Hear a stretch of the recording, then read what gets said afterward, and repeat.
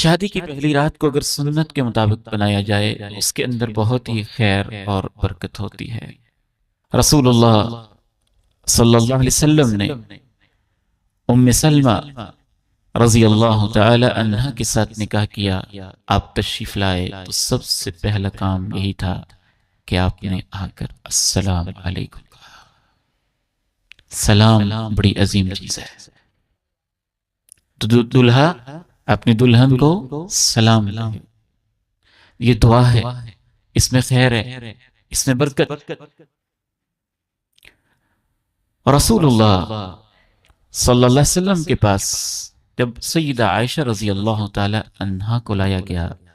تو اللہ کے نبی علیہ السلام نے ماں جی عائشہ رضی اللہ تعالی عنہا کو دودھ پیش کیا۔ ضروری نہیں ہے دودھ ہی ہو، اس وقت دودھ اویلیبل تھا، کوئی ڈرائی فروٹ، کوئی فروٹ، کوئی جوس، کوئی کھانا، کوئی ڈش، کوئی چیز، جو بھی آپ کے گھر والوں کو پسند ہے، آپ کے مقامی کلچر اور ثقافت کے مطابق ہے، شریعت اس کی بہت رعایت کرتی ہے، آپ کے ماحول میں پسند کی جاتی ہے، وہ دلہا کے کمرے میں موجود ہونی چاہیے اور وہ اپنی اہلیہ کو پیش کرے اور سنت سمجھ کے پیش کرے۔ اس سے وہ بچی جو اجنبی گھر میں آئی ہے ریلیکس بھی ہوتی ہے، محبت بھی بڑھتی ہے، آپس میں گفتگو کا موقع بھی ملتا ہے۔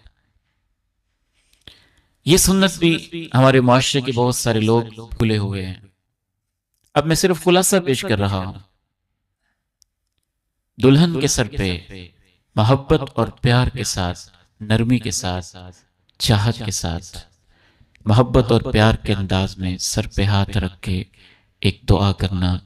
اللہ کے نبی علیہ السلام نے اپنی امت کو خصوصی تعلیم دی ہے۔ اور آپ نے کہا میری امت کے لوگوں، جب تم میں سے کوئی شادی کرے یا